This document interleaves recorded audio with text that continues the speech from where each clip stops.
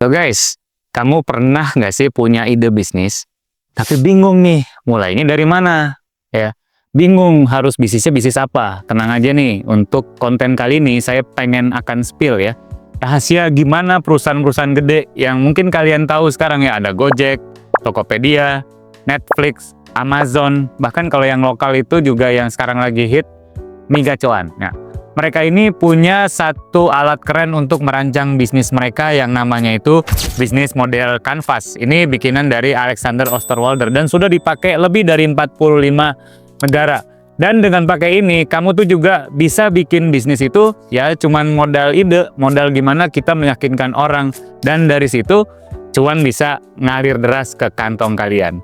Saya akan bahas ada 9 kotak ya, atau 9 blok untuk merancang bisnis model Canvas. Yang pertama itu dinamakan customer segment. Maksud customer segment ini apa? Yang pertama itu siapa sih target bisnis kamu? Bisnisnya ini juga nggak akan bisa teman-teman kalau dijual ke semua orang. Misalnya nih, kamu nih bikin kopi kekinian, kopi yang sekarang nih lagi ngehit di kalangan anak-anak Gen Z. Nah, kamu itu harus bikin targetnya itu siapa? Anak kuliah? Apa anak SMA? Ya, atau pekerja-pekerja kantoran yang itu dia butuh kafein biar dia healing. Ingat teman-teman ya, semua itu bisnis harus jelas segmennya itu siapa. Kalau kata Seth Godin dalam buku Purple Cow itu bilang ya, bisnis itu nggak bisa kita jual ke semua orang. Kalau kita jual ke semua orang itu sama aja kita tidak bisa berjualan. Jadi customer segment itu yang pertama haruslah jelas. Oke guys, ini kotak yang kedua tentang value proposition. Kamu itu harus punya nilai tambah. Kenapa orang itu harus beli produk atau bisnis dari kamu, bukan dari kompetitor sebelah? Misalnya nih, Indomie, ya kan? Dia murah. Mi Gacoan murah, gampang dimasak, bikin kenyang. Nah, kalau misalnya kamu beli kopi, ya, mungkin packaging kopi kamu itu harus estetik untuk bisa posting di IG Story, IG Feed, atau juga memiliki rasa unik yang di tempat lain itu nggak pernah ada. Intinya guys, kasih alasan yang kuat banget kenapa mereka harus memilih produk kamu. Lanjut kotak yang ketiga, yaitu channels. Next, gimana cara kamu ini nyampein produk atau bisnis kamu ini ke customer? Apakah secara offline atau secara online? Sekarang itu harus multi channel guys. Karena kalau sekarang Gen Z itu udah jelas dia mainannya di mana? Di TikTok Shop ya kan, di Instagram, di Shopee ya kan. Tapi jangan lupa juga offline juga penting guys, karena juga namanya manusia kan makhluk sosial. Misalnya nih, pop up atau bisa bikin booth di kampus atau Car Free Day.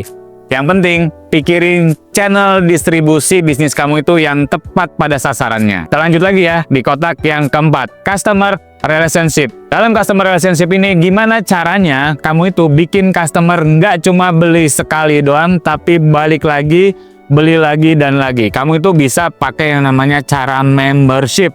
Kemudian juga bisa kamu pakai itu promo loyalty atau sekedar DM personal. Hai kakak, ada menu baru nih, mungkin kamu mau coba. Ingat guys, customer itu bukan sekedar angka, tapi manusia yang pengen diperhatiin, yang pengen dia disentuh hatinya, sehingga dia terus membeli produk kamu. Kita beralih ke kotak yang kelima, revenue stream. Bagian paling juicy kalau istilah anak Gen Z sekarang. Uang masuknya dari mana? Misal, apakah produk utama, add-on, atau bahkan subscribe. Nah guys, dalam revenue stream ini contohnya nih, Netflix dia itu dapat duit dari langganan. Terus mungkin ya kalian kenal dong yang namanya Marvel ya.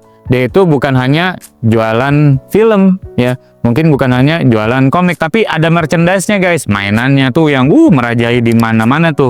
Ada di semua mall, ada di semua toko tuh.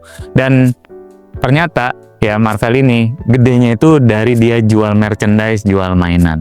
Jadi guys, kalian tuh harus tahu cuan bisnis kamu tuh masuknya lewat jalur mana. Oke guys, kita lanjut ke kotak 6, key resources. Nah, kamu itu butuh apa agar bisnisnya ini jalan? Apakah SDM atau orang, atau modal uang, atau teknologi, atau infrastruktur, atau toko, atau kios? Ya, kalau misalnya kopi nih, kopi kekinian ya, kamu itu butuh mesin kopi ya, barista yang good looking misalnya, dan juga dia bisa membuat kopi yang enak, dan juga bahan-bahan kopi yang premium. Kalau misalnya bisnis startup ya, yang kamu butuhin misalnya orang programmer, ya kan, server, atau juga bahkan investor untuk bisa membangun bisnis kamu. Kotak yang ketujuh, ini key activities. Ini aktivitas utama yang kamu harus lakuin. Misal, ya kamu ini bisnis fashion. Nah, aktivitasnya apa? Mendesain dan memproduksi baju. Kalau kuliner, ya, kamu itu harus bikin menu dan juga masak apa nih. Nah, kalau misalnya, apalagi anak gizi sekarang ya, jadi konten kreator.